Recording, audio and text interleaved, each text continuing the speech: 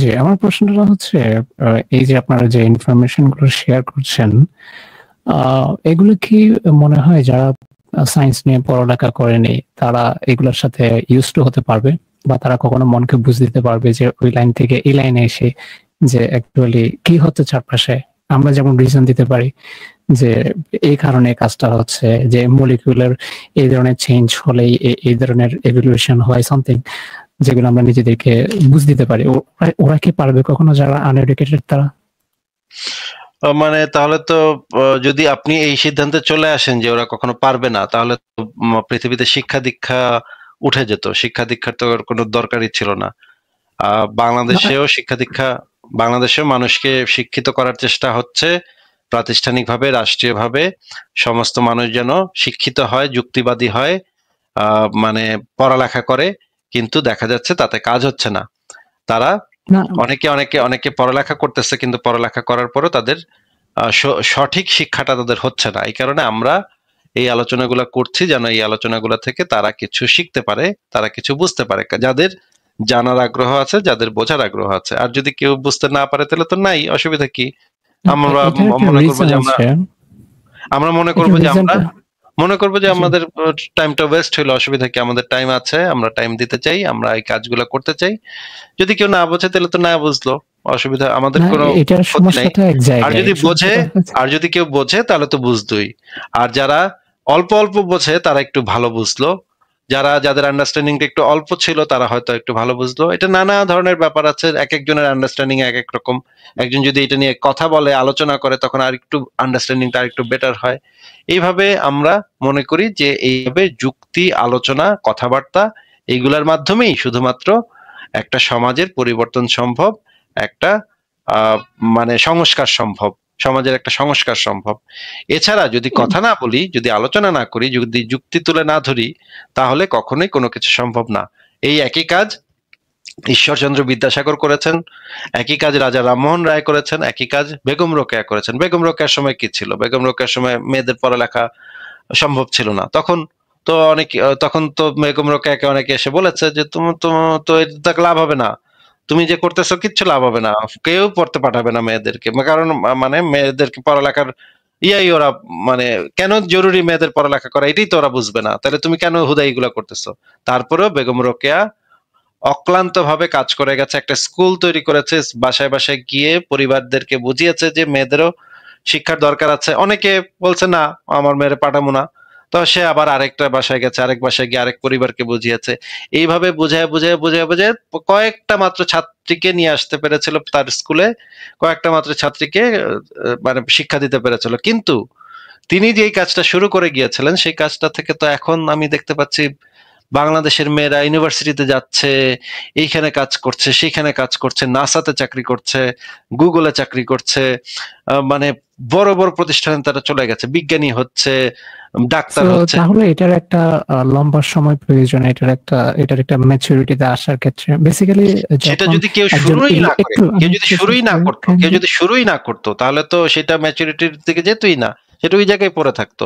কিন্তু কেউ প্রথমে যে শুরু করেছে, যদি এটা যদি বুঝে যে actually there is no afterlife, যদি কোনো অশিক্ষিত ব্যক্তি বুঝতে পারে, সচরাচর দেখা যাবে যে এই লাইফে সে কখনো কোনো আনসার খুঁজে পাওয়াটা তার জন্য অনেক টাফ হয়ে যাবে। আমার পারপাসটা কি, আমি এখানে কি করব, কিভাবে আসলাম ইত্যাদি। আমরা যেমন ইনিশিয়াল ধর্ম কি আমাদেরকে এই উত্তরগুলো দিচ্ছে? ধর্ম কিন্তু এই উত্তরগুলো দিচ্ছে যে ধর্ম কখনোই এই ধরনের উত্তর দিচ্ছে না। ধর্ম এক ধরনের অন্ধবিশ্বাস মানুষকে শেখাচ্ছে, মানুষকে এক ধরনের এটাকে মার্কস যেটা বলে গেছে যে এটা হচ্ছে এক ধরনের আফিম, যেটা আজ এই আফিমটা খেয়ে তারা তাদের পৃথিবীর যে দুঃখ, পৃথিবীর যে যন্ত্রণা, সেগুলা কিছুক্ষণ ভুলে থাকার চেষ্টা করে, কিন্তু রোগটা তখনও সেখানেই থাকে। মনে করেন সেই মানে লোকটার শরীরে একটা বড় ধরনের পচন ধরেছে, সে গাঁজা খেয়ে সেই যন্ত্রণাটাকে কিছুক্ষণের জন্য ভুলিয়ে দিতে পারবে, কিন্তু রোগটা তার কাছে ঠিকই থাকবে। একটা অশিক্ষিত মানুষ যদি মনে করে যে সে যদি কোরআনে বিশ্বাস করে, তাহলে সে কোরআনে দেখবে, কোরআনে আল্লাহ পাক বলেছে রিজিকের একমাত্র মালিক হচ্ছে আল্লাহ পাক, রিজিকের একমাত্র মালিক আল্লাহ পাক। এবং আল্লাহ পাক কোরআনে বলেছেন যে তোমরা দারিদ্র্যের ভয়ে নিজ সন্তানদেরকে হত্যা করো না। তোমরা, এবং হাদিসের ভিতরে আছে যে সন্তান যত পারো সন্তান নাও, কারণ নবী বলেছে কিয়ামতের ময়দানে আমি সংখ্যাধিক্যে অন্য নবীদের সামনে বড়াই করব। আপনি যদি চান তাহলে আমি সেই রেফারেন্স গুলো বের করে দেখাতে পারি। এখন একটা গরিব লোক যে অশিক্ষিত, যে হচ্ছে গিয়ে পড়ালেখা করে নাই, তার কাছে এই ধর্মীয় বিশ্বাস আছে, এই ধর্মীয় বিশ্বাসের কারণে সে কি করবে, সে হয়তো একটা মাদ্রাসার হুজুর বা সে একটা মসজিদের ইমাম, সে কি করবে, সে বেতন পায় 5,000 টাকা, কিন্তু সে 2-3টা বিয়ে করবে, 2-3টা বিয়ে করে প্রত্যেকটা বিবির পেটে 8টা-10টা করে বাচ্চা দিবে, 3টা বিবির পেটে মনে করি 30টা বাচ্চা সে পয়দা করবে। আমি কয়েকদিন আগে ফেসবুকে দেখলাম একজন বলতেছে সে তার টার্গেট হইতেছে 20টা বাচ্চা পয়দা করা, ইতিমধ্যে তার 9টা হয়েছে এবং সে 20টা পর্যন্ত যাবে, তার 4টা বিবি আছে এবং সে বলতেছে আমার কাছে সব ফ্লেভারের বউ আছে, সব ফ্লেভারের সব রঙের বউ আছে তার কাছে। এই যে 4টা বিয়ে যে সে করলো, সে একজন অশিক্ষিত মানুষ, সে একজন মসজিদের ইমাম না যেন কি এই টাইপের কিছু একটা, এবং সে 4টা বিয়ে করে এখন 20টা পর্যন্ত সে বাচ্চা নেবে, কিন্তু তার বেতন কত, তার বেতন হিসাব করলে দেখা যাবে 6,000 টাকা, 7,000 টাকা, ম্যাক্সিমাম 7,000 টাকা, এর থেকে বেশি বেতন ওই ব্যাটারে দেখে আমার মনে হয় না এই ব্যাটার বেতন 7,000 টাকার বেশি হইতে পারে। আচ্ছা ধরলাম 10,000 টাকা, 10,000 টাকা দিয়ে কি 20টা বাচ্চাকে পালন করা যায়? এখন আপনি যদি বলেন যে এই ব্যক্তির আমরা কিভাবে পৃথিবীতে এলাম, কেন পৃথিবীতে এলাম, কত পারপাস টারপাস সেগুলো পাইলো না, এইটা সে 20টা বাচ্চার জীবন ধ্বংস করলো সে। এই 20টা বাচ্চা যখন মায়ের পেটের থেকে বাইর হবে, মায়ের পেটের থেকে বাইর হওয়ার সময় সে কি খাইতে পাবে, তার মা কি সেই পুষ্টিগুলা পাবে যে পুষ্টিকর খাবারগুলা তার মায়ের খাওয়ার দরকার ছিল? এটা ওই লোকটার শিক্ষার অভাবের কারণে বা মেইনলি বিজ্ঞান, সেটাই তো আমি বলতেছি ভাই, আপনাকে তো সেটাই আমি বলতেছি। আমরা জানি যে 35 বছর হলে মানুষ, নিজেকে একটু মিউট রাখেন, আমার কথাটা, আমার বক্তব্যটা শেষ করতে দেন। এই যে আপনি তো সেটাই বলতেছি যে এই যে আপনি যে অশিক্ষিত ব্যক্তিটার কথা বললেন, এই যে অশিক্ষিত ব্যক্তিটা কি কি পারপাস টারপাস পাচ্ছে, জীবনের কি কি উত্তর পাচ্ছে ধর্ম থেকে, কোথায় সে কি করতে, সেই উত্তর দিয়ে সে কি করতেছে? সে তো কোনো উত্তর আসলে পাচ্ছে না। সে যে অন্ধবিশ্বাস পাচ্ছে, সেই অন্ধবিশ্বাসের মাধ্যমে সে সমাজের বড় ধরনের ক্ষতি করতেছে, বাচ্চাগুলোর বড় ধরনের ক্ষতি করতেছে, বাচ্চার মায়েদের বড় ধরনের ক্ষতি করতেছে। সে বাচ্চা মেয়েদের সে যে ক্ষতি করছে সেটা তো জানে না। এইটাই তো আমি বলতেছি যে সে, তাকে এই জিনিসটা বোঝাইতে হবে, এই ধর্মীয় অন্ধবিশ্বাস থেকে তাকে বের করে যুক্তি দিয়ে তাকে এই জিনিসটা বোঝাইতে হবে। তার কাছে যদি এই অন্ধবিশ্বাসটা না থাকতো তাহলে তো সে যুক্তি দিয়ে চিন্তা ভাবনা করতে পারতো। এই অন্ধবিশ্বাসের কারণে তো যুক্তি তার সামনে আসলেও সে যুক্তিকে গ্রহণ করবে না। সে বলবে না আমার ধর্ম আছে, আমার আল্লাহ কইছে বা বেশি বাচ্চা পয়দা করতে। তোমরা একজন যদি এখন মনে করেন ইউনিসেফ থেকে মহিলারা বিভিন্ন বাসায় বাসায় গিয়ে এইগুলা নিয়ে প্রচারণা চালায়, ইউনিসেফ থেকে একজন মহিলা গেল তার বাসায়, বললো যে আপনি কন্ডম ব্যবহার করেন, আপনি জন্ম নিয়ন্ত্রণ বড়ি পিল ব্যবহার করেন, আপনার বউদেরকে আমরা পিল দিতে চাই। সে বলবে না আমার ধর্মের ভিতরে বলা হয়েছে, আমার নবীজি বলেছে আমাদের মানে অনেক বাচ্চা পয়দা করতে হবে, আমরা সব দখল করে নেবো বাচ্চা দিয়া, জিহাদ করবো আমরা। এইটা দিয়ে সে তার অন্ধবিশ্বাসের কারণে সে যুক্তিকে অ্যাকসেপ্ট করবে না। এবং আপনি বলতেছেন যে সে নাকি কি উত্তর পাইছে, কি ওর উত্তর সে পাইছে? সে যে কাজটা করবে, বাচ্চা মেয়ে বিয়ে করবে, তাদের পেটের ভিতরে বাচ্চা ঢুকাই দিবে, সেই মায়েরা বছর বছর বাচ্চা পয়দা করতে করতে, আমার কথা শেষ হোক ভাই, কয়েকটু নিজেকে মিউট করে রাখেন। সেই মায়েরা বছর বছর বাচ্চা পয়দা করবে, মায়েদের শরীর গুলা নষ্ট হবে। একটা ডাক্তার বলে দেয় যে তুমি একটা বাচ্চার পরে কমপক্ষে 3 বছর গ্যাপ নিবা, এরপর আরেকটা বাচ্চা পয়দা করবা। এরা তো এই বেড়া তো জন্ম নিয়ন্ত্রণই ব্যবহার করে না, তো কন্ডমই ব্যবহার করে না, সে তো আবারও বেড়ে দিবে। বা একটা বাচ্চা বাইরানোর সাথে সাথে 2 মাসের ভিতরে আবার আরেকটা বেড়ে দিবে পেটের ভিতরে। তুমি মহিলার যে শরীরের যে পুষ্টি, শরীরের যে আয়রন, ম্যাগনেসিয়াম, এগুলো পাবে কোথায়? এগুলো তো রিকভার হবে না। একটা বাচ্চা মাত্র বাইরে করছে, সে তো রিকভার হওয়ার আগে আরেকটা বাচ্চা, মায়ের শরীরের কি হবে, মায়ের হাড্ডির কি হবে, মায়ের মানে পুরো শরীরটা নষ্ট হয়ে যাচ্ছে। বাচ্চাগুলা সেই পুষ্টিগুলা কোথায় পাবে? বাচ্চাগুলা সেই পুষ্টি পাবে না। এখন 20টা বাচ্চা যে পয়দা করলি, তুই যে 20টা বাচ্চা পয়দা করলি, তোর এই ধর্ম থেকে শিক্ষা, অন্ধবিশ্বাস থেকে শিক্ষা, এই বাচ্চাগুলোর শিক্ষা দীক্ষার কি হবে রে? এই বাচ্চাগুলোর পুষ্টিকর খাবারের কি হবে? এই বাচ্চাগুলোর তো প্রোটিন দরকার, প্রতিদিন খাদ্য তালিকায় এই বাচ্চাগুলোর প্রোটিন দরকার, মাছ মাংস দরকার। এগুলো কোথা থেকে জোগাড় করবি? আল্লাহ পাঠাবে তোর ঘরে? যে তুই কি উত্তর পাইলি, যে মানে উত্তর পায় তুই মানে বেকুবের বাচ্চা বেকুব কথাকার, তুই যে উত্তর পায় যে তুই এই কাম করলি, 20টা বাচ্চা নিলি, এই 20টা বাচ্চা তুই খাইতে পারবি, এই 20টা বাচ্চা না, আমার ভাই আনসার হয় নাই, ভাই আমার আনসার হয় নাই, নিজেকে মিউট করে রাখেন। এই 20টা বাচ্চাকে যে তুই নিলি, 20টা বাচ্চাকে তুই পড়াইতে পারবি, ভালো শিক্ষা দিতে পারবি, তোর মতো তো আরেকটা পয়দা হবে, ওই 20টা থেকে তো 20টা তোর মতো পয়দা হবে বলদ, তোর মতো 20টা বলো যে অন্ধবিশ্বাস থেকে কি উত্তর নিয়ে নাকি কি করবে, জীবনের পারপাস খুঁজে পাবে, তারপর আবার করে 20টা করে বাচ্চা পয়দা করবে, তাহলে ওই ভাই 20টা বাচ্চারও জীবন ধ্বংস হবে। তাইলে ভাই এই যে এই মানে একটা চক্রের ভিতরে আমরা পড়ে যাব, আমরা একটা ভয়ঙ্কর ক্ষতিকর একটা চক্রের ভিতরে আমরা ঢুকতে মানে ঘুরতেই থাকবো। সেই হুজুরে যে 20টা বাচ্চা পয়দা করছে তারা তো আরো দরিদ্র হবে, আরো গরিব হবে, তারা কি শিক্ষা দীক্ষা অর্জন করবে, কি ইনকাম করবে, যেগুলো মাদ্রাসাতে পাঠাবে, মাদ্রাসাতে হুজুরদের পাশা মারা খায় সে বড় হবে, এইগুলা কি করবে এই বাচ্চাগুলোর ভবিষ্যৎ কি? হ্যাঁ, আপনি বলতেছেন যে তারা সে কি উত্তর পাচ্ছে, আমাকে বলেন তো, সে জীবনের কি পারপাস, কি উত্তর সে পাইছে বলেন তো? সে বেসিক্যালি একটা লাইফস্টাইল পাইছে কোরআনের মাধ্যমে, বাট আমার প্রশ্ন হয় সেটা নয়। আমার এই লাইফস্টাইলটা তাকে কি সুবিধা দিচ্ছে, তার বউদেরকে কি সুবিধা দিচ্ছে, তার বাচ্চা কাচ্চাদেরকে সুবিধা দিচ্ছে, আর সমাজকে কি উপকার করতেছে? একটু উপকার গুলা বলেন তো। না, উপকার তো নয়, এটা একটা মেয়ে, এটা একটা কুসংস্কারাচ্ছন্ন একটা সোসাইটি, এতে সবাই বসবাস করছে একটা মিথের মধ্যে, ওরা জানে না যে আফটার এন্ড কি হবে না হবে, মানে তারা একটা গোলকধাঁধার মধ্যে আছে।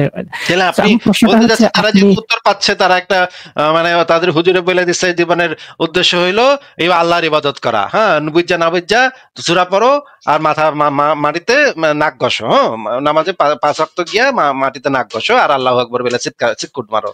এইটা হচ্ছে জীবনের উদ্দেশ্য। এই পারপাস সে পাইছে, জীবনের উদ্দেশ্য হইতেছে আল্লাহু আকবার বলে চিৎকার করা, বিবি সহবতের আগে বিসমিল্লাহ বইলা বিবি সহবত করা, এই উদ্দেশ্য। এইটা মানে একটা, আপনি বলতে যাচ্ছেন যে এই উত্তর মানে একটা সন্তোষজনক উত্তর, মানে মানুষের জীবনের পারপাস হিসেবে এই উত্তরগুলা যেগুলা হচ্ছে ধর্ম থেকে আমরা শিখি, মানুষ এবং জিন জাতিকে সৃষ্টি করা হয়েছে শুধুমাত্র আল্লাহর ইবাদত করার জন্য, আরে দাসত্ব করার জন্য, আরে আমি তো কোন আল্লাহর কোনো প্রমাণই নাই, এটা আবার দাসত্ব করবো কেন? এই উত্তর মানে এই উত্তর কি আপনার কাছে সন্তোষজনক উত্তর বলে মনে হয়? আমার প্রশ্ন হচ্ছে, এক্ষেত্রে যদি আপনাদের পথে যদি সে আসতে চায়, তাহলে তার কাছে প্রবাবল একটা সলিউশন কি হবে? সে কিভাবে নিজেকে বুঝাইতে পারবে? অথবা সে দেখা যাচ্ছে এখানে একটা আমাদের পথে কাউকে আমরা আসতে বলি না, আমরা বলি প্রত্যেকটা জিনিসকে যুক্তি দিয়ে যাচাই করতে, যুক্তি দিয়ে চিন্তা ভাবনা করতে, অন্ধবিশ্বাসটা দিয়ে যাচাই না করে যুক্তি দিয়ে যাচাই করতে। এই যে মনে করেন আপনি বাজারে গেছেন, বাজারে গিয়ে মাছ দেখছেন, আপনার মাছ আলায় বলছে ভাই খুব ভালো মাছ, ভাই খুব ভালো মাছ, লয়ে যান, আপনি বিশ্বাস করে নিয়ে আসলেন না। আমরা বলবো যে ভাই একটু চেক করে দেখেন, টিপা টুপা দেখেন, যাচাই করেন, যাচাই করে তারপর কিনেন। জীবনের প্রত্যেকটা ক্ষেত্রে এই যাচাই করা, যুক্তি দিয়ে যাচাই করা, এইটা আপনার প্রত্যেকটা ক্ষেত্রে কাজে লাগবে, এবং প্রত্যেকটা ক্ষেত্রে আপনি এটাকে ব্যবহার করে নিজেরও উপকার করতে পারবেন, আপনার ফ্যামিলির উপকার করতে পারবেন, এবং আপনার সমাজের উপকার করতে পারবেন, পুরো মানব জাতির উপকার। এটা বলাটা সহজ, যুক্তি দেওয়াটা, কিন্তু ওর কাছে এটা অনেক বেশি টাফ, কারণ তাকে সোসাইটির যে একটা বন্ডিং এর মাধ্যমে সে যে একটা বড় হয়েছে, সেটাকে তাকে ভাঙতে হবে। এই ভাঙার জন্য যে একটা আনার যে কজ, যে রিজনের দরকার হয়, সেই রিজনটা সে প্রপারলি দিতে পারবে না, কারণ তার কাছে টুলস নেই সেই রিজনটা দেওয়ার জন্য। সেটার জন্যই আমরা এই আলোচনাগুলো করছি, যেন সে অলরেডি যেই শেকলে বাধা আছে, যে শেকল দিয়ে তাকে বেঁধে রাখা হয়েছে ছোটবেলা থেকে, সেই শেকলটা সম্পর্কে সে প্রশ্ন করতে পারে, প্রশ্ন করে তার মাথায় যেন সেই চিন্তাগুলা আসা শুরু করে। এই জন্যই আমরা এই আলোচনাগুলো করি। আর যদি কারো নাই আসে, তাহলে তো ভাই কিছু করার নাই, আমাদের যতটুকু সামর্থ্য ততটুকু আমরা চেষ্টা করেছি। যদি না তারপরে না বুঝে, না তারপরে যদি সে মনে করে যে না তার অন্ধবিশ্বাসই ভালো, সে সবই উত্তর এখান থেকে পাচ্ছে, তাহলে তো আমাদের কিছু বলার নাই বা করার নাই। যারা বুঝবে তারা বুঝবে, যারা বুঝবে না তারা বুঝবে না। এখন আমরা কি সবাইকে তো আমরা ধরে ধরে জোর করে বোঝানোর আমাদের পক্ষে সম্ভব না। আমরা তো ভাই জিহাদ কিতাল করতে পারবো না ভাই, আমাদের তো এই জিহাদ কিতাল আমাদের কাজও না, তাই না? আমরা আমাদের যুক্তি তুলে ধরতে পারি। কেউ যদি তার মাথা খাটায় বুঝে যুক্তিগুলা, তাহলে ভালো, আর না মাথা খাটায় না বুঝলে ভাই যাও গা, তুমি তোমার অন্ধবিশ্বাস নিয়ে থাকো। এখন আমরা তো ভাই বাসায় বাসায় গিয়ে চাপাতি ধইরা জিহাদ কিতাল করতে পারবো না যে তোরা এখন যুক্তি মানতে হবে তোর, এটা তো আমরা করবো না ভাই। আমার লাস্ট কোয়েশ্চেন, সেটা অনেকদিন ধরে বলতে চাচ্ছিলাম। সে প্রশ্নটা হচ্ছে, যারা এই লাইনে আছে তারা জানে যে একটাই লাইফ, এখানে কোনো সেকেন্ড লাইফ নেই। আমরা যেটা করি প্রবাবিলিটিকে কমাই, সেই প্রবাবিলিটি যেটা আমাদের এক্সিস্টেন্স থ্রেট হিসেবে আসে। আপনি যে পথে এতদিন ধরে কাজ করতেছেন, আপনার কিন্তু এক্সিস্টেন্সিয়াল থ্রেট, আই মিন আপনার অবস্থানগত থ্রেট কিন্তু অনেক হাই। আপনি যে কোনো সময় আপনাকে অ্যাসাসিনেট টাইপের কিছু একটা করার প্রবাবিলিটি অনেক হাই। আপনি কেন এই পথ বেছে নিয়েছেন যেখানে আপনি চাইলে আমাদের থট হচ্ছে একটা যে তেলাপোকার মতো বাঁচো, লাইফটাকে যেগুলো হেলদি পিসফুল একটা লং লাইফ লিভ করো। তো সেক্ষেত্রে আপনি এই এতগুলো থ্রেটকে ফেস করার যে একটা চিন্তা আপনার, সেটা কোত্থেকে আসলো, বা আপনি কেন এটা চুজ করলেন? আপনি চাইলে একটা খুব পিসফুল লাইফ লিড করতে পারতেন আপনার ভিতরে যে থিঙ্কিং গুলো আছে সেই থিঙ্কিং গুলো নিয়ে। হ্যাঁ, অবশ্যই পারতাম, কিন্তু আমি দেখেছি যে আমি যখন ছোট ছিলাম আমাদের পাশের বাসায় একটা হিন্দু পাড়া ছিল, সেই হিন্দু পাড়াতে হিন্দুরা থাকতো, এবং সেই সময় আমি দেখেছি যে আমরা যখন একসাথে খেলতাম তখন হিন্দু ছেলেটাকে, আমারই বন্ধু ছিল, তাকে আমিও এই কাজ করছি, ইনফ্যাক্ট আমিও কাজ করছি, তাকে খেলায় নিতাম না আমরা। সে তো হিন্দুর পোলা, ওরা আমাদের সাথে খেলবে কেন? আমরা মুসলমানের পোলা, ওরা হিন্দু ওরা তো ছোট, ওরা তো এই বাংলাদেশ, তো আমরা তখন আমি বলতাম এটা যে বাংলাদেশ তো আমরা তো মুসলমানের দেশ, ওরা এই দেশে আছে থাকতে দিতেছে, এই তো 14 গোষ্ঠীর ভাগ্য। লাত্তি মেরে ভারতে পাঠায় দেন, দরকার এই মালাউনের বাচ্চাগুলারে লাত্তি দিয়ে আমরা পাঠাই দিব। এইভাবে আমরা বন্ধু বান্ধবরা এগুলো নিয়ে গল্প গুজব করতাম। আমিও এগুলার সাথে পার্টিসিপেট করছি, আমিও এগুলার সাথে করছি। মানে আমরা একটা মসজিদে যাইতাম পড়তে, আরবি পড়তে, এবং মসজিদ থেকে বাইরে আমরা এগুলো আলাপ আলোচনা করতাম। তারপরে যখন বাবরি মসজিদ ভাঙা হইলো, সেই হিন্দু ফ্যামিলির একটা মেয়েকে তুলে নিয়ে গেছিল, 3 দিন পরে ফেরত দিছে। হ্যাঁ, 3 দিন রেপ করছে মুসলমান, আমাদের যে এলাকার যে বড় ভাইরা, তারা 3 দিন রেপ করছে একটা মেয়েকে। এই জিনিসগুলো ছোটবেলা থেকে যখন আমি দেখছি তখন এবং আমাদেরকে ছোটবেলা থেকে শিখাইতো কালো পিঁপড়া হলো মুসলমান পিঁপড়া, লাল পিঁপড়া হলো হিন্দু পিঁপড়া। লাল পিঁপড়া টিপে টিপে মারতে হবে, কারণ ওরা হলো হিন্দু পিঁপড়া। ওদেরকে টিপ্পা একদম পা দিয়ে মারায় একদম এইভাবে একদম মানে জ্বালায় পোড়ায় মারতে হবে। ছোটবেলা থেকে এই ঘৃণাটা নিয়ে বড় হয়েছি। বড় হওয়ার পরে আমি দেখতেছি যে না, ব্যাপারটা তো আসলে এরকম হওয়ার কথা না। আমি তো মানে ছোট একটা মানুষের তো এই ধরনের সাম্প্রদায়িক ভেদাভেদ, এই ধরনের সাম্প্রদায়িক ঘৃণা, এটা তো আমার ভিতরে কোথা থেকে আসলো, আমি কোথায় পাইলাম এটা? তখন এখান থেকে এটা আমার ভিতর থেকে বের করতে হয়েছে, জোর করে, মানে ইচ্ছা করে, মানে চেষ্টা করে আমার ভিতর থেকে এই সাম্প্রদায়িক চিন্তা ভাবনা গুলো বের করতে হয়েছে। আমি মানে আমার ভিতরে ঢুকায়, সমাজ থেকে আমি পেয়ে গেছিলাম অটোমেটিক। আমি জানি না কোত্থেকে পাইছি, কিন্তু আমি দেখছি যে আমি পেয়ে গেছি। এখন আমি চাই আমার যে ছেলে আছে, আমার যে বাচ্চারা থাকবে, আমার যে ভবিষ্যৎ প্রজন্ম থাকবে, তারা এমন একটা সমাজে থাকবে, এমন একটা সোসাইটিতে তারা যেন যায় যেখানে একটা হিন্দু, একটা ইহুদি, একটা মুসলিম, একটা নাস্তিক, একটা আস্তিক, একটা বৌদ্ধ, একটা খ্রিস্টান, একটা অমুক, একটা তমুক, সবাই যেন বন্ধুত্বপূর্ণ একটা সম্পর্ক তাদের মধ্যে থাকে। তারা যেন একজন আরেকজনকে ঘৃণা না করে ধর্মের কারণে, বা গায়ের চামড়ার কারণে, বা জাতিগত বৈশিষ্ট্যের কারণে, বা ধনী গরিবের কারণে, বা জাতের কারণে, যে কোনো কারণেই হোক, বা ছেলেমেয়ের কারণে, লিঙ্গের কারণে, যৌন আইডেন্টিটি, সেক্সুয়াল আইডেন্টিটির কারণে, এই ধরনের যে ভেদাভেদ গুলো আছে, যে ভেদাভেদ গুলো আমাদের সমাজে আছে, যেগুলো আমরা ছোটবেলা থেকে শিখে আসছি। ছোটবেলা আমাদের কি শেখানো হয়েছে? সমকামীরা হইতেছে খুব নিকৃষ্ট। এটা ছোটবেলা জানতাম না, একটু বড় হওয়ার পরে এটা জানতে পারছি সমকামিতা কি। পরে আমাদেরকে শেখানো হয়েছে সমকামীদেরকে একের মারতে হবে, ওরা কি কি খারাপ কাজ করে। এই যে ঘৃণা নিয়ে বড় হয়েছি, যে নানা ধরনের ঘৃণা, মানুষকে ঘৃণা করা। পরে যখন ধর্ম ত্যাগ করছি তখন আমি দেখতে পাইছি যে না, ধর্ম ত্যাগ করার পরে সমস্ত মানুষ আমার কাছে সমান হয়ে গেছে। নারী, পুরুষ, হিজড়ারাও আমার আপন হয়ে গেছে। হিজড়াদেরকে আমি তখন আর ঘৃণা করতে পারিনি। হিজড়াদেরকে আমার মনে হয়েছে তারা তো আমার মতোই, আমার সাথে তো তার কোনো পার্থক্য নাই। আমি ইউরোপে আসার পরে ইহুদিদের সাথে আমার পরিচয় হয়েছে। আগে ইহুদিদের থেকে সম্পর্কে কত খারাপ খারাপ কথা শুনছি হুজুরদের মুখে। ওয়াজে বলতো যে একটা ইহুদিরে মারতে পারলে জান্নাত তোমার জন্য হয়ে যাবে। এগুলো আমি ছোটবেলা ওয়াজে গিয়া শুনতাম। এই সমস্ত ইহুদি মারার যে ওয়াজ হইতো সেগুলো আমি শুনতাম। এইখানে এসে দেখি ইহুদি একটা ভালো মানুষ, এ তো একটা বয়স্ক মানুষ, একটু বুড়া লোক, সে আমার সাথে কত চমৎকার করে কথা বললো। আমার ভেতরে যে ইহুদি বলতে যেই ইমেজটা ছিল, মানে দেখলাম যে এটা আমার মতো মানুষ, আরে একদমই আমার মতো খায়, আমার মতো হাসে, এ কি। কিন্তু এই ছোটবেলা যে আমার ভেতরে এগুলা ঢুকাই দিছে, এইগুলা তো বের করতে হবে, এগুলা তো বের করার জন্য কারো না কারো চেষ্টা করতে হবে।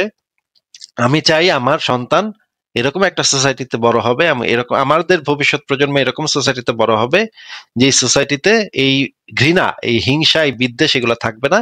এবং এইটা এই সোসাইটি চাইতে যে যদি আমি চাই, তাহলে আমারও কিছু স্যাক্রিফাইস করতে হবে, যে স্যাক্রিফাইসটা অতীতে অনেক মানুষ করে গেছে। আব্রাহাম লিঙ্কন করছে, তারপর হচ্ছে ঈশ্বরচন্দ্র বিদ্যাসাগর করছে, রাজা রামমোহন রায় করছে, অনেক বড় বড় মানুষ আছে যারা আমি তাদের তুলনায় কিছুই না। ম্যান্ডেলা করছে, 27 বছর জেলে ছিল, এত মানে এত বিরাট অবদান সে রাখছে। আমি হয়তো তাদের তুলনায় কিছু না, কিন্তু আমার পক্ষে যতটুকু সম্ভব ততটুকু আমি করে যাব। এইটা মরা পর্যন্ত করব, যতক্ষণ পর্যন্ত আমার গলা না কাটে ততক্ষণ পর্যন্ত চালায় যাব চেষ্টা। হয়তো পারবো না, কিন্তু আমার পরে যারা আসবে তারা করবে। এইভাবে আগায় যাবে, ধীরে ধীরে আরো মানুষ যুক্ত হবে। এখন তো আমি দেখতেছি প্রচুর মানুষ যুক্ত হচ্ছে, কাজ করতেছে, কথা বলতেছে, এটা তো পজিটিভ একটা বিষয়। ঠিক আছে শরীফ ভাই, আর কি কিছু বলবেন আপনি? আমার কথাটা হচ্ছে এখানে যে ম্যান্ডেলাদের আপনি উদাহরণটা দিলেন, তো ওরা কিন্তু একটা জায়গায় কিন্তু ওদের নলেজ কিন্তু লিমিট হয়ে আসছে। সেটা হচ্ছে আমাদের যে পারপোজ বা আমরা কিভাবে পৃথিবীতে এলাম বা আমরা কিভাবে ইভ্যালুয়েট করছি, এই জিনিসটা কিন্তু ওরা জানে না মেইনলি। আরে ভাই, ওরা যদি ওরা না জানে তাহলে কেউই জানে না। ধর্ম আপনাকে যেই উত্তরটা দিচ্ছে সেটা তো কোনো মানে উত্তরই না, এটা তো একটা ফাত্রামি যে আচ্ছা ঠিক আছে, আপনাকে আমি জিজ্ঞেস করি যে আপনি বলেন তো আল্লাহর জীবনের পারপাস কি? না, আমি সেই পারপাসের কথা বলছি না। আমরা এই আপনার বর্তমান লেভেলের সাথে আমি একটু পারপাসের সাথে ম্যাচ করতেছি। আপনাকে যদি আমি সেই রিজনটা বলি, আমার মনে হয় আপনিও এখানে পডকাস্ট করা বন্ধ করে দিবেন, যদি সেই রিজনটা যদি আপনি জানেন যে এক্স্যাক্টলি আমরা এখানে কি করতেছি। এই যে আপনি আপনার একটা কপি তৈরি করছেন, আপনার চাইল্ড, আপনার সন, এটা কিন্তু একটা ন্যাচারাল ট্রাপ। আপনাকে জাস্ট একটা চেইন রিঅ্যাকশন, যেটা আজ থেকে 2 বছর আগে শুরু হয়েছে ইভোলিউশনের মাধ্যমে। শরীফ ভাই, আমাদের জীবনের নির্দিষ্ট কোনো পারপাস নাই, পারপাস আমরা নিজেরা তৈরি করি। হ্যাঁ, পারপাস আমাদের নিজস্ব তৈরি। সেই পারপাসটা আপনার পারপাস যেমন হইতে পারে যে একটা ভালো রেজাল্ট করা বা ভালো একটা চাকরি পাওয়া বা বিজ্ঞানের জগতে কোনো একটা অবদান রাখা, যেটা দ্বারা অনেক মানুষ উপকৃত হবে। এই পারপাস গুলা মানুষ নিজেরা তৈরি করে, কিন্তু মানুষের আলটিমেটলি সেরকম কোনো পারপাস নাই। এরকম পারপাস খোঁজারও কোনো কিছু নাই, যেটা নাই সেটার খোঁজারও কিছু নাই। পারপাস আমরা নিজেরা তৈরি করি। মানুষের জীবনের উদ্দেশ্য মানুষ নিজেরা তৈরি করে, মানুষের জীবন মানুষ নিজেরা তৈরি করে। ঠিক আছে শরীফ ভাই, আপনার যদি শেষ কিছু বলার থাকে তাহলে বলেন। জি, আমি শেষ কথা বলছি এটাই যে অ্যাকচুয়ালি এখানে কিন্তু অপশন অনেক আছে। আপনি যেমন একটা পথ দেখাচ্ছেন যে এক্স্যাক্টলি কি করা দরকার, কিভাবে চিন্তা করা দরকার যুক্তি দিয়ে, এখানে কিন্তু আপনার জন্য একটা পথ আছে কিভাবে চিন্তা করতে হবে, এটা লাস্টটা কি, এখন কিভাবে লজিক দিতে হবে। আপনি যে এক্সিস্টেন্সিয়াল বা আপনার যে অবস্থানগত যে আপনি যে থ্রেটটা তৈরি করতেছেন, সেটা কিন্তু আপনার লাইফের উপর কিন্তু একটা সারা জীবনের জন্য একটা অনেক বড় একটা থ্রেট হয়ে থাকবে, কারণ লাইফ একটা এখানে দুটো থাকবে না। তো এই যে ন্যাচারাল ট্রাপ, যেগুলো ভয় দেখানোর জন্য ধন্যবাদ ভাই, অনেক ভয় দেখিয়েছেন, কিন্তু আমি ভয় পাচ্ছি না। না ভাই, আমি কোনো ভয় দেখাচ্ছি না, আমি কিন্তু সিরিয়াসলি বলছি, আমি কোনো ভয় দেখাচ্ছি না। ওকে, থ্যাংক ইউ সো মাচ। ঠিক আছে ভাই, ভালো থাকেন, আবারও কথা হবে নিশ্চয়ই ভবিষ্যতে। আজকে তাহলে বিদায় জানাই, ঠিক আছে? Sure, thank you. আচ্ছা, ঠিক আছে। আচ্ছা, আপনি বললেন যে আল্লাহর বিধানে কোনো পরিবর্তন নাই, এটা কোরআনে লেখা আছে। হ্যাঁ, এটা কোরআনে লেখা আছে, কিন্তু একই কোরআনে লেখা আছে যে আল্লাহর বিধানে পরিবর্তন আছে। সেটা কি আপনি দেখেছেন না এটা দেখেন নাই? আল্লাহ বলছেন সূরা বাকারা 106 নম্বর আয়াত, আল্লাহ এই রাসূল মানে সেটা তো আপনাকে বলেই দিলাম যে এটা লেখা আছে আল্লাহর বিধানে পরিবর্তন নাই। এটাও লেখা আছে, আবার এটাও লেখা আছে আল্লাহ যদি কোনো উত্তম আয়াত আনয়ন করে তাহলে সেটা সে করতে পারে, তাই না? এটা লেখা আছে না? হ্যাঁ, করতে পারে। মানে রাসূল সাল্লাল্লাহু আলাইহি ওয়াসাল্লাম কিছু আয়াত যদি ভুলে যেত, তখন ওই সেম পরিমাণ আয়াত দিত, বা শুধুমাত্র ভুলে যেত তাই না, ভুলে না গেলেও মাঝে মাঝে আল্লাহ পাক, যেমন মদ পানের যে আয়াতটা সেটা তো ভুলে যায় নাই তো মুহাম্মদ, তাই না? তোমরা মদ্যপান করে নামাজের ধারে কাছে যেও না। আরেক জায়গায় বলা আছে তোমরা উত্তম নেশাগ্রস্তর কথা বলা হয়েছে, তাফসিরে গিয়ে মদের এটা যোগ করছে। সেই যে নেশা শুধু মদে হয় না। আপনাকে যেটা বলছি সেটা আপনি না বুঝা হুদাহুদি উত্তর দিচ্ছেন, যেগুলো আমি আপনাকে জিজ্ঞেস করছি না সেটার উত্তর দিচ্ছেন। হ্যাঁ হ্যাঁ বলেন। মদের তো 4টা আয়াত আছে, মদের 4টা আয়াত, সর্বমোট মদের 4টা আয়াত আছে। প্রথম আয়াত, দ্বিতীয় আয়াত, তৃতীয় আয়াত, চতুর্থ আয়াতে গিয়ে মদকে নিষিদ্ধ করছে। ওই আয়াতগুলো তো ভুলে যায় নাই মোহাম্মদ, তাই না? নাকি গেছে বলে? না। তাহলে তো উত্তম আয়াত তো মদের ব্যাপারে, মদ বা নেশা জাতীয় দ্রব্য যাই হোক, মদের ব্যাপারে তো 4টা আয়াত আছে। 4 নম্বর আয়াতটাই তো ইসলামের বিধান, তাই না? তাহলে শুধুমাত্র যে ভুলে যায় গেলেই যে আয়াত নাজিল মানে উত্তম আয়াত আসবে সেই এমন তো কোনো কথা নেই। ভুলে না গেলেও তো উত্তম আয়াত, আপডেটেড আয়াত আসতে পারে যেটা আগের আয়াতকে বাতিল করে দিবে, তাই না? আগের আয়াতে কি কোন জায়গায় কি বলা হয়েছে যে মদ হালাল, এরকম কিছু আমার জানা মতে হয় নাই। আপনি জানেন না, আপনার জানাতে অনেক ঘাটতি আছে, সেটা আমরা একটু পরে বের করে দেখাবো যে কি ঘাটতি আছে। এবং আপনাকে যেটা জিজ্ঞেস করছে আপাতত সেটার উত্তরটা দিয়ে নেন যে নাসেক মানসুখ কাকে বলে, এই জিনিসটা আপনি জানেন কিনা বলেন আগে।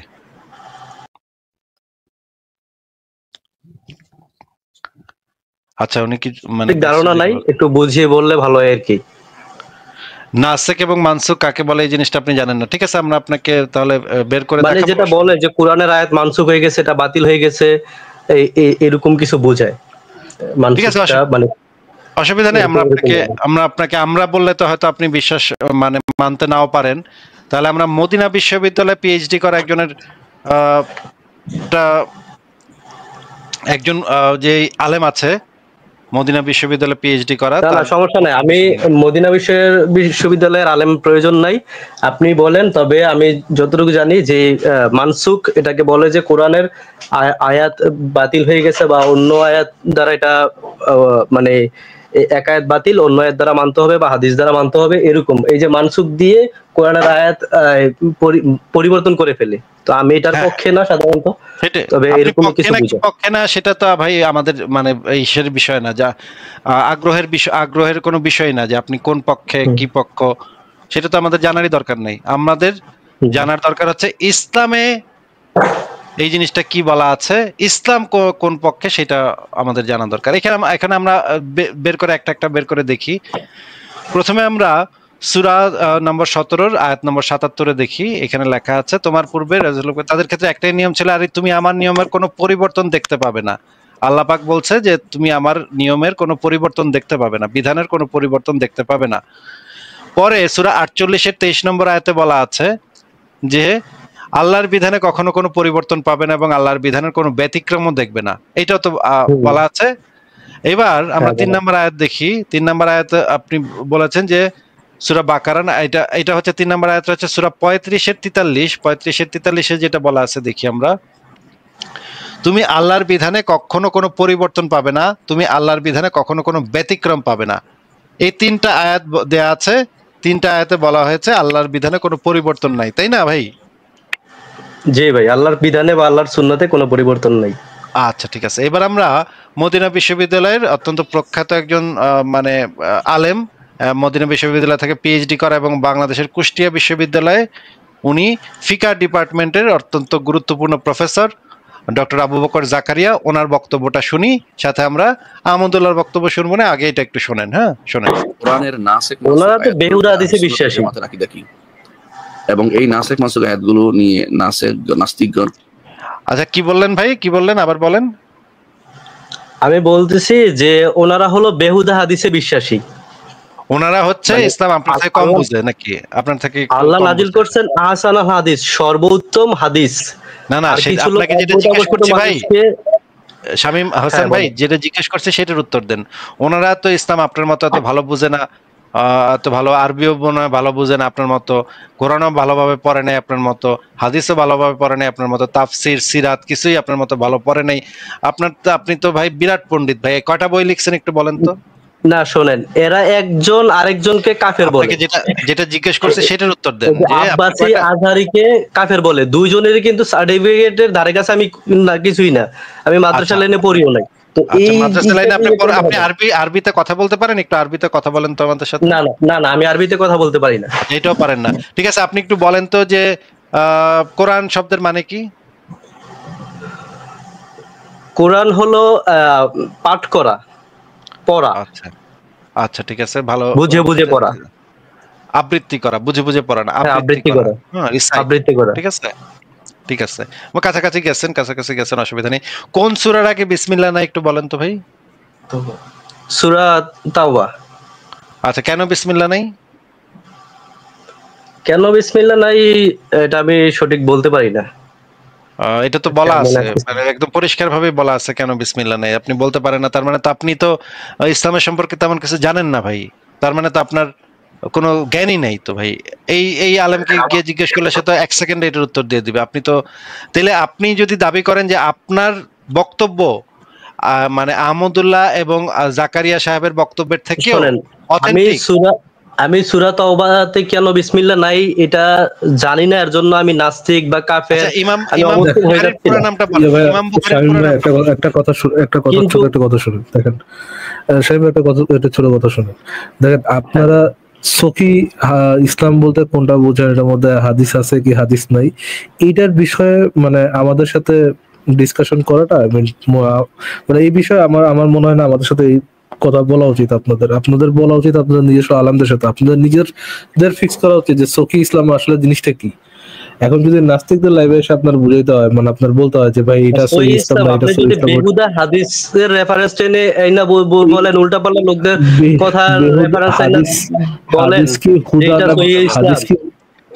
হাদিস কি হুদা না ফারাজ ভাই 1 সেকেন্ড, বেহুদা, এইটা কি ফারাজ ভাই নাস্তিকদের সাথে আলোচনা নাকি মুমিনদের নিজেদের মধ্যে আলোচনা? ফারাজ ভাই 1 সেকেন্ড, ফারাজ ভাই 1 এরা সেকেন্ড, মুমিন হতে শামীম যাবে ভাই কেন? 1 সেকেন্ড, শামীম ভাই 1 সেকেন্ড, 1 সেকেন্ড। মানে এই মানে মদিনা বিশ্ববিদ্যালয় থেকে ইসলামের একটা বিষয়ের উপর পিএইচডি করা ব্যক্তি হচ্ছে বেহুদা, আর আমাদের শামীম সাহেব যে আরবি ঠিকমতো পড়তে পারে না, বাংলাদেশের কোনো একটা জায়গা থেকে কোনো দিন মাদ্রাসাতেও যায় নাই, উনি হচ্ছেন হুদা আর এরা হচ্ছে বেহুদা। ভাই মানে ওনাদের কি কোনো আক্কেল জ্ঞান নাই যে ইসলামের রেফারেন্স হিসেবে কার বক্তব্য বা কার বই, যে এই যে যার ভিডিও চালাচ্ছে তার একটা তাফসির গ্রন্থ আছে, যে একটা তাফসির গ্রন্থ লিখছে যেটা সৌদি সরকার দ্বারা সত্যায়িত এবং সৌদি সরকার যেটাকে অর্থায়ন করে সেই তাফসির গ্রন্থটা সারা পৃথিবীতে দিয়েছে, সারা পৃথিবীতে বিনামূল্যে বিতরণ করে।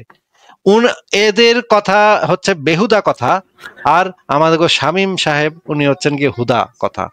এইগুলার মানে কি আমি বুঝি না ভাই। মানে এদের কি মাথায় কিছু নাই যে একটা একাডেমিক আলোচনাতে নিজস্ব মন গড়া ব্যাখ্যা দেয়া যায় না, অথেন্টিক কোনো রেফারেন্স আনতে হয়, অথেন্টিক কোনো একজন বিশেষজ্ঞ এই বিষয়ের উপর বিশেষজ্ঞের কথা বক্তব্য আনতে হয়। এইটুক সেন্স কি ওনাদের ভিতরে নাই? এইটুক বুদ্ধি কি ওনাদের ভিতরে হয় না? ওনারা একটা ইউনিভার্সিটিতে পড়ে কিভাবে ভাই? একটা মাস্টার্স প্রোগ্রামে ধরেন আসিফ ভাই যে তাদের আলেমরা এরকম অন্য ধরেন একজন সায়েন্টিস্টের মতো বা একজন ঈশান ফিলোসফারের মতো বা একজন ডাক্তারের মতো ওরকম তাদের একাডেমিয়াটা ওরকম না। তাদের একাডেমিয়াটার মধ্যে আলেম তালেম থেকে শুরু করে যে কেউ ভুলভাল মিথ্যা কথা এসে বলতে পারে। এই জন্য শাহিম হাসান বলতেছে যেহেতু আলেম বা ইসলামপন্থী আলেম এবং তাদের একাডেমিয়াটা স্ট্রং না, সেহেতু সে ভুলভাল মিথ্যা কথা বলতে পারে। বাট এরা যদি হয়ে থাকে, তারা ভুলভাল মিথ্যা কথা বলে থাকে যদি তাদের আলেম, তাহলে কি শামীম হাসানের এটা উচিত না যে তারা নিজেরা ডিসকাস করে বের করবে যে কোন কোন হাদিস বেহুদা আর কোন কোন হাদিস হুদা? এটা কি তাদের নিজেদের ডিসকাশন না, নাকি এটা নাস্তিকদের সাথে করার ডিসকাশন? কোনটা আছে? আচ্ছা আসিফ মহিউদ্দিন ভাই, আমি একটু বলি। শামীম হাসান ভাই আপনার কথা শুনতে খুব একটা আগ্রহ পাচ্ছি না ভাই, একটু মিউট থাকেন। ফারাজ ভাই এই যে মানে তাহলে তো তাদের উচিত যে এই মানে গুতাগুতি এদের সাথে গিয়ে করা, এই হুজুরকে গিয়ে বলা যে তুই বেটা বেহুদা হাদিস বলস কেন, আজকে থেকে আর বেহুদা হাদিস বলবি না, তাই না? এই মানে শুধু এদের কাছে গেলে হবে না, সৌদি আরবের গ্র্যান্ড মুফতির কাছে গিয়ে তারে কানে ধরে বুঝাইতে হবে, হালার পর তুই বেহুদা হাদিস পড়স, তুই কি বুঝস, তুই কিছু তুই এত বড় মুফতি, তুই এটা বুঝস না যে তুই যে হাদিস বিশ্বাস করিস সেটা কোরআনের সাথে বিপরীত। আরে ভাই মোহাম্মদ মোহাম্মদ যখন আয়েশার সাথে, সরি কি জানি ওর নাম, ওই তার যৌনদাসীর নাম যেন কি আসিফ ভাই, যার সাথে সেক্স করতে যায় ধরা গেছিল, মারিয়া কিপ্তা, তো যখন নিজের উপর হারাম করে নিল, আবার তো ভাই সেটা ওই হাদিস দ্বারা, মানে হাদিস হয় না সুন্দর মতো, আবার সেই মারিয়া কিপ্তার কাছে গেল কোরআনের আয়াত দ্বারা, যেটা ইয়ে করলো, ঠিক আছে আসিফ ভাই, যেটা কোরআনের আয়াত দ্বারা রহিত করলো, সেটাকে হারাম করে নিল নিজের উপর, সেটাকে আবার হাদিস দ্বারা সার্টিফাই করে তার কাছে গেল। না এখানে সেটা না, এখানে ব্যাপারটা এরকম না ফারাজ ভাই। যাই হোক, আপনার মূল পয়েন্ট ঠিক আছে, কিন্তু ঘটনাটা আপনি একটু উল্টায় বলতেছেন আর কি। আচ্ছা আসিফ ভাই, ওনার সম্পর্কে আমি 1 মিনিট বলি। শামীম হাসান ভাই, আপনার সাথে হোসেন ভাই, আপনি একটু ধৈর্য ধরেন। হ্যাঁ, আপনার সাথে কথা বলবো, একটু ধৈর্য ধরেন। ফারাজ ভাই শেষ করেন। তো ইসে তো দেখা যায় কোরআন, মানে ইসলামের বিভিন্ন সেন্সে তো দেখা যায় যে হাদিস দ্বারা কোরআনের আয়াতকে ইয়ে করা হয়, হাদিস দ্বারা কোরআনের আয়াতকে টপকায় ফেলা হয়, এরকম তো বেশ কয়েকটা জায়গায় দেখা যায়। এরকম এইটা তো ভাই মানে দুই একটা এরকম দুই একটা যদি রেফারেন্স যদি দুই একটাও হয়, তারপর তো এই জিনিসটা এভিডেন্ট যে ইসলামের অনেক ক্ষেত্রে হাদিসের থেকে, মানে কোরআনের আয়াত থেকে হাদিসের মূল্যটা বেশি। আচ্ছা ফারাজ ভাই, আমি যেহেতু আমাদের সাথে আসছি কথা বলতে এবং ভদ্রভাবে কথা বলছে, ওনাকে আমি কয়েকটা প্রশ্ন একটু করি, দেখি যে উনি উত্তর দিতে পারে কিনা। শামীম হোসেন ভাই, আপনার পয়েন্ট আমরা বুঝতে পেরেছি, আপনি একজন সম্ভবত আহলে কোরআন টাইপের কিছু হবেন। আপনাকে একটা জিনিস জিজ্ঞেস করি। হ্যাঁ ঠিক আছে, সেটা বলার দরকার নেই। মুসলিম তো অবশ্যই, সবাই নিজেকে মুসলিমই, মানে এইদের ভিতরে সবাই মুসলিমই দাবি করে, কিন্তু ঠিক আছে, সেটা ঠিক আছে। আপনাকে আমার জিজ্ঞাসাটা হচ্ছে যে আপনি তো 4টা মাযহাবের বড় বড় মাযহাবের কথা জানেন, অনেকগুলো মাযহাব আছে, 4টা বড় বড় মাযহাব আছে, কি নাম বলতে পারেন ভাই? হ্যাঁ বলতে পারবো। বলেন তো। হানাফি মাযহাব, মালিকি মাযহাব, শাফি মাযহাব, হাম্বলি। হ্যাঁ, এই 4 মাযহাব তো ইসলামী আইন শাস্ত্র তৈরি করছে, ফিকা যেটাকে বলা হয়, সেটা আইন শাস্ত্র তৈরি করছে, তাই না? ফিকা প্রণয়ন করছে। এই ফিকাগুলা প্রণয়নের সময় তো তারা বিভিন্ন কোরআন এবং হাদিস থেকে বিভিন্ন জিনিসপত্র নিয়ে ইসলামী আইন এবং ইসলামী শরীয়ত, ইসলামী খেলাফত শাসন আমলটা পুরোপুরি চলছে হচ্ছে, পুরোপুরি না কিন্তু ম্যাক্সিমাম সময় চলছে হচ্ছে কি এই বিশেষ করে 4 মাযহাবের তৈরি করা আইন দিয়ে, নাকি? হ্যাঁ, 4 মাযহাবের তৈরি করা বিধান দিয়ে মোটামুটি চলছে। আচ্ছা, আপনি বাড়তি কথা বলেন না, হ্যাঁ, যেটা জিজ্ঞেস করতেছে শুধু সেটা উত্তর দিয়েন। তাহলে এই যে 1450 বছর ধরে ইসলামী শরীয়তের যে আইন, খিলাফতের যে আইন, ইসলামী শাসনতন্ত্রের যে আইন, এই আইনগুলা চলছে কোরআন এবং হাদিসের উপর ভিত্তি করে, তাই না? কোরআন থেকে আপনি মানেন কি মানেন না, প্রাধান্য দিতে বেশি। ওইটা আপনি মানেন কি মানেন না সেটা তো আপনাকে জিজ্ঞেস করিনি। আপনাকে জিজ্ঞেস করেছে যে 1450 বছর ধরে তো ইমাম আবু হানিফা, ইমাম মালিক, ইমাম শাফি, ইমাম আহমদ ইবনে হাম্বল, এরা 4 জনই তো কোরআন হাদিসের উপর ভিত্তি করে বিভিন্ন আইন কানুন প্রণয়ন করছে, তাই না? এবং তাদের যে ছাত্ররা ছিল তারাও তো কোরআন এবং হাদিসকে মান্য করে এই আইনগুলা তৈরি করছে, নাকি? হ্যাঁ করছে, তারা হাদিসকে প্রাধান্য দিয়েছে বেশি। এরা তো সবাই বেহুদা ইমাম, ইসলামের বেহুদা ইমাম, 4 মাযহাবের 4 ইমামই হচ্ছে বেহুদা ইমাম। সবাইকে আমি বেহুদা ইমাম বলতেছি না। এরা প্রত্যেকই এই 4 মাযহাবের 4 ইমামই এক বাক্যে স্বীকার করছে যে আমাদের কোন তৈরি করা আইন যদি সহিহ হাদিসের বিপরীতে যায় তাহলে আমাদের আইনকে ছুঁড়ে ফেলো, সহিহ হাদিসকে গ্রহণ করো। এই 4 মাযহাবের 4 ইমামই বিষয়ে একমত যে সহিহ হাদিস যদি থাকে তাদের আইনের বিরুদ্ধে, তাহলে সহিহ হাদিসকে মান্য করতে হবে। এই বিষয়ে 4 মাযহাবের কোনো ইখতিলাফ নাই এবং কোনো দ্বিমত নাই, কোনো আপত্তি করে নাই এই বিষয়ে, কেউ কোনোদিন কোনো আপত্তি করে নাই। আপনি তো 6টা সহিহ হাদিস, মানে 6টা সিয়াসিত্তা যেটাকে বলে, সেই সিয়াসিত্তা হাদিস গ্রন্থগুলোর লেখকরা তো ইসলামের ইতিহাসে অত্যন্ত গুরুত্বপূর্ণ ব্যক্তিত্ব, ইসলামী ব্যক্তিত্ব। আপনি মানেন কি মানেন না সেটা জিজ্ঞেস করিনি, কিন্তু ইসলামের ইতিহাসে তো তারা গুরুত্বপূর্ণ ব্যক্তিত্ব, তাই না? হাদিসেই কিন্তু বলা হয়েছে যে শুধুমাত্র আল্লাহ জিজ্ঞেস করি নাই, সেটা জিজ্ঞেস করি। আপনি কেন বারবার ইয়া করতেছেন?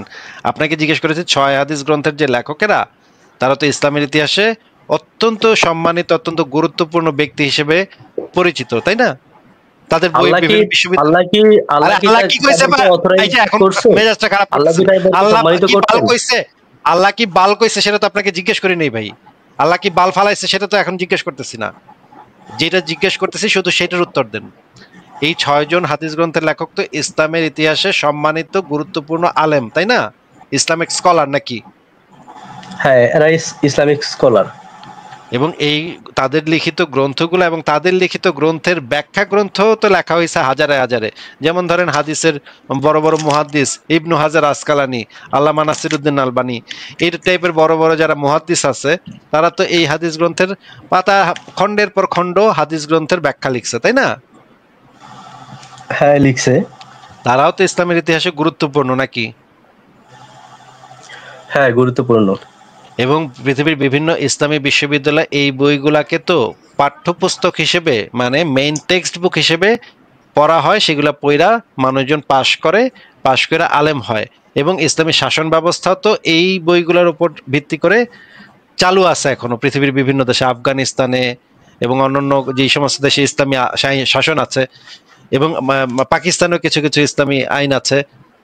এই আইনগুলা তো এদের উপর ভিত্তি করেই চালু হয়েছে, তাই না? চালু হয়েছে ঠিক আছে, কিন্তু আইন কে দিবে? বিধান দেওয়ার ক্ষমতা রাখে একমাত্র আল্লাহ।